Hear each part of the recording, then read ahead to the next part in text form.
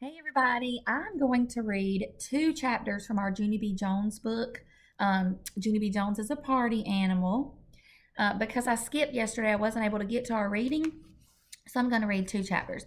Now, in chapter one, if you remember, they all jumped into Lucille's Nana's car, that big car, and Lucille wasn't very happy about that because she said, "That's my Nana," and they all were calling her Nana their Nana.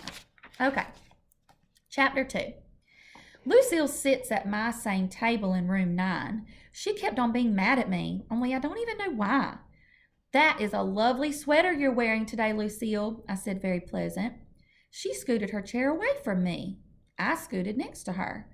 "Ooh, is that sequins I see on the collar?" "'Cause sequins are my favorite little shiny roundish beady things," I told her. I touched one of the sequins. Lucille pushed my hand away. I tickled her under the chin very friendly. "Coochie coochie coo," I said real fun. Lucille turned her back to me. I swinged her ponytail. "Swingy, swingy, swingy," I sang. Then Lucille sprung from out of her chair. "Stop touching me!" she hollered right in my face. My teacher hurried to my table speedy fast. Her name is Miss. She has another name too, but I just like to call her Miss, and that's all. I smiled at her very cute. "Hello, how are you doing today?" Me and Lucille are not fighting. We're just having a loudish conversation. Miss looked funny at me. "I think you mean," or she said, "we're having a loud conservation." Miss looked funny at me. "I think you mean conversation, Junie B," she said. Conservation is when people save something." I tapped on my chin, very thinking. Then all of a sudden I jumped up real excited. "Yeah, only I do, Miss. I do save something," I said. "I saved that Grace a seat on the bus." I shouted across the room, "Grace! Hey, Grace! Tell Miss how I saved you a seat on the bus, 'cause she thinks I don't know my words, apparently." That Grace shouted back, "She does, teacher. Junie B saves me a seat on the bus every single day."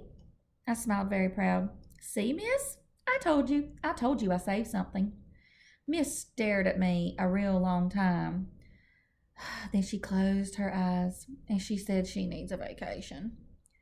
Pretty soon the bell rang for recess. Lucille didn't even wait for me and Grace. She run right out the door without us. That's how come we had to chase that girl down and surround her. I made my voice very growly. "I'm at the end of my string with you, madam," I said. "How come you keep being mad at us? 'Cause me and Grace didn't even do anything to you." Lucille stomped her foot. "Yes, you did. You ruined everything. I was begging my Nana for a little white poodle, and she almost was going to say yes, and then you guys got in the back seat, and now everything is ruined." I did a huffy breath at her. "Yeah, only that's not even our fault, Lucille, because we didn't know you were begging. We just wanted to see your grandma's. We were just wanting to see your Richie Nana, that's all." "I don't care," said Lucille. "You should have stayed away. You guys have your own Nanas." Just then, me and that Grace got very glum again. "I know we have Nanas, Lucille," I said, "but they're not the Richie kind of Nana like yours." That Grace hanged her head. "Our Nanas are just regular Nanas," she said. "They're duds," I said real soft. After that, Lucille acted nicer to us. "Sorry," she said. "Sorry about your regular Nanas. I was just upset about not getting my poodle, that's all. Usually my Nana gives me whatever I want." Just then, I smiled real big, 'cause a great idea popped into my head, that's why. It came right out of thin air. We all know what happens when Junie B gets her ideas, right?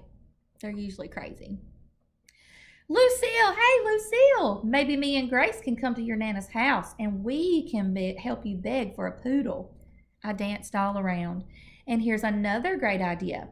Maybe we can even spend the night, possibly, 'cause me and Grace never even saw a Richie house before. Plus, that way we can beg for your poodle the whole entire evening." All of a sudden, that Grace started dancing all around too. "When can we come? When can we come?" she asked. I clapped my hands, very thrilled. "I'm available on Saturday, I believe," I said. "Me too. I'm available on Saturday too," said that Grace. Lucille thought and thought. I don't know about Saturday, she said. My mommy and daddy and brother are going away for the weekend, so it's just going to be going to be Nana and me. I jumped up and down. Hooray! I said. That'll work out even better, because now we can beg your Nana with positively no interruptions. Just then, Lucille started to smile. Hey, yeah, why didn't I think of that? She said. I pointed at myself, because I'm the one with the brains. That's why, I said, real happy. After that, all of us skipped around and around, plus me and that Grace did a high five, because we are on our way to Nana's, of course. All right, chapter 3. Guess what? Guess what? On Friday, Lucille's Nana called my mama, and she invited me to spend the night with Lucille on Saturday, and Mama didn't even say no. And my feet zoomed all around the house when I heard that. I'm spending the night, I'm spending the night, I'm spending the night, I shouted. I zoomed into my baby brother Ollie's room. Hey, Ollie, I'm spending the night, I'm spending the night, I'm spending the... Just then, Mama run to the door and she swished me right out of there. It was not pleasant. I brushed myself off. Yeah, only you shouldn't actually swish people, I said kind of quiet. Mama raised her voice at me. How many times, Junie B? How many times have I told you to stay out of Ollie's room while he's sleeping, huh? How many? I thinked for a minute. 1,000,000 bazillion, I said. But that is just the ballpark figure. Mama glared at me, very mad. I rocked back and forth on my feet. A ballpark figure is when you don't know the actual figure, and so you make up a figure because that will get people off your back, I explained. My boyfriend named Ricardo told me that. His father sells insurance, I believe. Mama tapped her angry foot. We are not talking about Ricardo's father, Junie B. We're talking about going into Ollie's room while he's sleeping, and and besides, I haven't said that you could spend the night at Lucille's. I want to talk it over with your father first. I hugged her leg. Please, Mother, please, please, I'll be good, I promise. Just then the front door opened. It was my daddy. He was home from work. I run to him like a speedy rocket. Then I hugged his leg too, and he couldn't even shake me off. I'll be good, Daddy, I promise. All of a sudden, Mama swished me away again. She put me down in the living room. Then she and Daddy did whispering in the hall. And guess what? They said I could go to Lucille's. Yippee! I shouted. After that, I started to zoom some more. But Daddy quickly grabbed me by my belt. Yeah, only here's the problem. I'm not actually zooming, I told him. No, here's the problem, said Daddy. Before you spend the night with Lucille, you have to agree to the rules. I raised up my eyebrows. Rules? I said.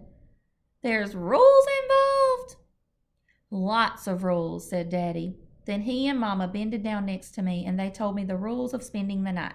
They are: no running, no jumping, no shouting, no squealing, no hollering, no snooping, no spying, no arguing, no fighting, no cheating at games, no talking back to the Nana, no breaking other people's toys, no grumping, no crying, no fibbing, no tickling people when they say no, no staying up late, and absolutely no headbutting. After I heard the rules, I did a sigh. Yeah, only that doesn't actually leave me much to work with, I said. Mama ruffled my hair. Sorry, kiddo, but that's the deal, she said. Take it or leave it. Then I kissed Mama and Daddy on their cheeks, and I hugged them very tight, and they couldn't shake me off again. That was a lot of rules, and we all know that Junie B does all of those silly things. So, what do you predict is going to happen?